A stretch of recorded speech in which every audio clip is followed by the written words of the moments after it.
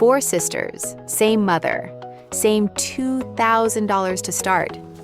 One of them made more money than the other 3 combined. And here's the shocking part. She never made, touched, or even sold a single cupcake. Most people believe that success comes from hard work. Wake up early, grind all day, hustle harder. But what if I told you that the hardest worker in this story made the least money? Today, I'm going to share 2 stories that will completely change the way you think about money, success, and the game you're really playing. And if you stay until the end, I'll give you 3 questions that can reshape your entire financial future. There was a mother who raised 4 daughters on her own. She didn't have much, but she had wisdom. One day, she sat them all down and said, "I'm giving each of you $2,000. I don't care what you do with it, but in 3 months, show me what you've built, not what you've earned, what you've built." Each daughter chose the same product, cupcakes, a simple snack, easy to make, easy to sell. But how each one approached this challenge revealed something much deeper than business. It revealed how they saw the world. Sarah, the oldest, did what most of us would do. She bought ingredients, learned recipes, and started baking cupcakes from scratch. Every morning she woke up at 4 a.m., mixed the dough, prepared the frosting, baked batch after batch in her tiny kitchen. By 7 a.m., she was standing in front of the metro station with a small booth, selling cupcakes for $3 each. On good days, she sold around 150. After costs, her monthly profit was about $1,200. Not bad, right? But here's the thing, no one tells you about this path. One week, Sarah caught a terrible cold. She couldn't get out of bed for 5 days. And in those 5 days, she made exactly $0. Her income was directly chained to her body. If she stopped, the money stopped. And the worst part? She was too tired to even think about doing it differently. She was stuck on a treadmill, running as fast as she could just to stay in place. This is where most people live their entire lives. Emily, the second daughter, watched Sarah for a week. She saw the dark circles under her sister's eyes, the flour-stained apron, the exhaustion. And she thought, there has to be a smarter way. Emily didn't bake a single cupcake. Instead, she went to 5 local bakeries and negotiated a deal, $2 per cupcake in bulk. Then, with her car, she drove straight to offices, company cafeterias, and co-working spaces, places where hundreds of hungry people were looking for a quick, tasty snack. She sold those same cupcakes for $3 each, $1 profit per cupcake. But because she didn't spend any time baking, she focused entirely on selling. She moved 500 cupcakes a day. Her monthly profit? Around $2,800. Emily understood something that Sarah didn't. You don't have to make the product to make the money. Your job is to connect supply with demand, that's it. Jessica, the third daughter, thought even bigger. She didn't want to drive around selling cupcakes. She wanted the money to come to her. So she walked straight into company cafeterias and said, "I'll be your exclusive cupcake supplier. I'll beat anyone's price. But there's one condition. You pay for your monthly orders in advance." The cafeteria managers hesitated. Pay in advance? What if you take our money and disappear? This is where Jessica got clever. She used Emily's track record as proof. "My sister has been delivering cupcakes to offices across this city for weeks. Here are her numbers. Here are her clients. I'm building on that foundation." It worked. She collected $8,000 in advance orders. Then she signed exclusive contracts with 10 local bakeries, locking in prices that no one else could match. She practically cornered the cupcake market.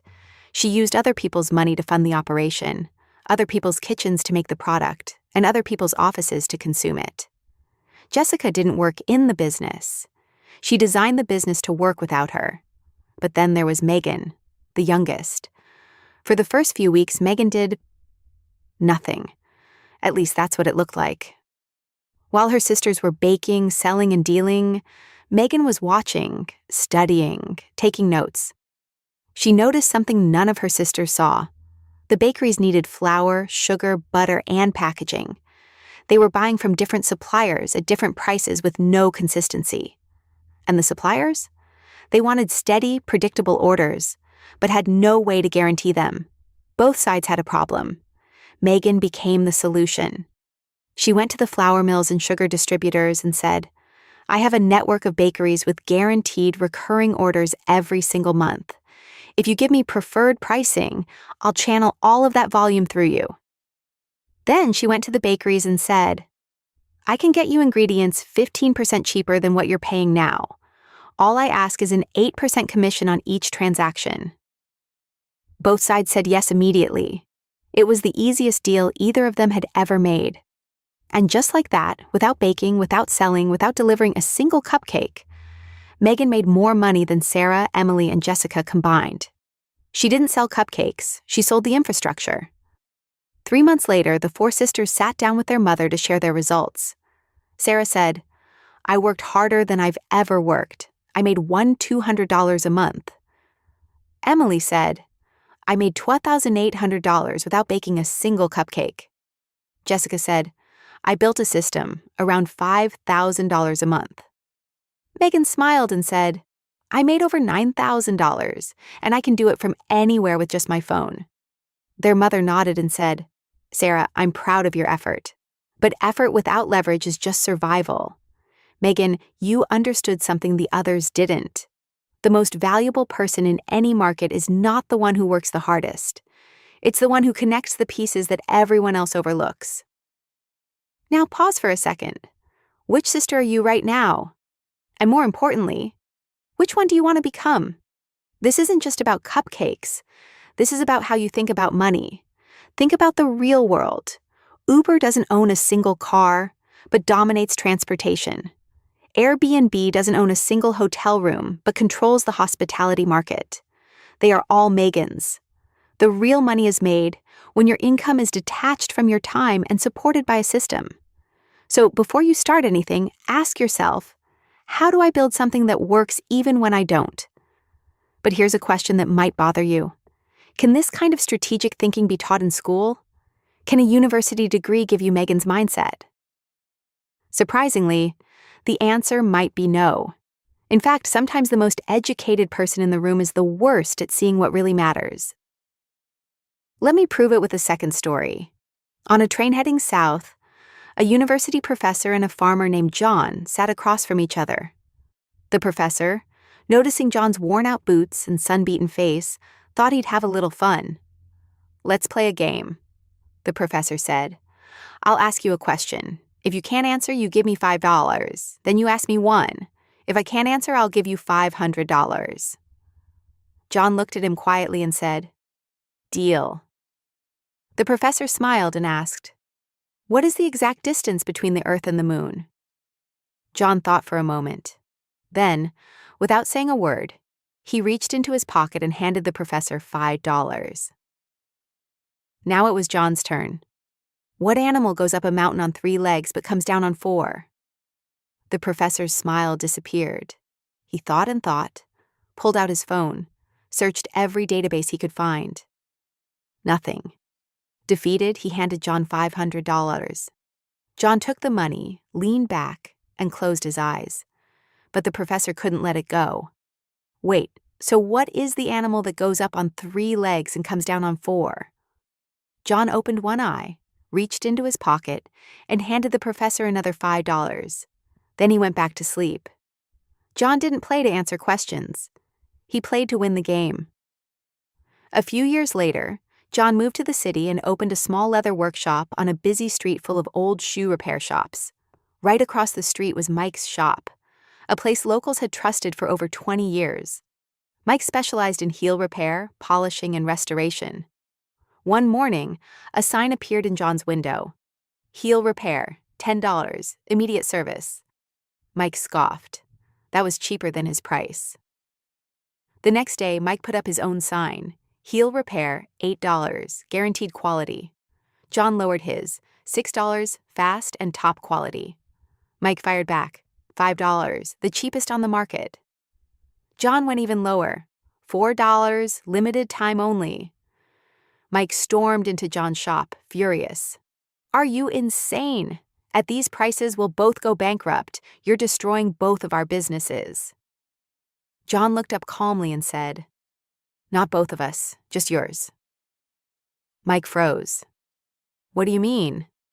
John said, "I don't even own heel repair tools. I sell handmade leather shoes. That sign is just to get people through my door. When they come in asking for repairs, I tell them I'm not taking repair jobs right now, and I send them straight to you. But while they're in my shop, I show them my custom leather shoes, and they buy." Mike stood there in silence, realizing he'd been played from the very beginning. But here's what happened next. Mike didn't get angry. He got smart. He walked over the next day and said, "John, what if we work together? Every customer I fix shoes for, I'll recommend your leather shoes. And every customer you send me, I'll upsell my services." John smiled. "Now you're thinking like a businessman." Within 6 months, that one street became the busiest shoe destination in the city. Not because they competed, but because they finally learned to connect. So here's what both of these stories are really about. Success is not about knowing more. It's about seeing better. It's not about working harder. It's about designing smarter. A degree won't teach you to see the invisible connections between people, problems, and opportunities. But awareness will. So let me leave you with 3 questions. Write them down if you can. 1. Is your income chained to your time? If you stop working tomorrow, does the money stop too? 2. Are you the player or are you the game designer? Are you competing on price or are you changing the rules entirely? 3. What connections exist around you right now that no one else has thought to make? The answer to that third question might be worth more than any paycheck you've ever received. If this changed the way you think, even a little, hit subscribe, because understanding money isn't about grinding harder. It's about seeing what everyone else misses. I'll see you in the next one.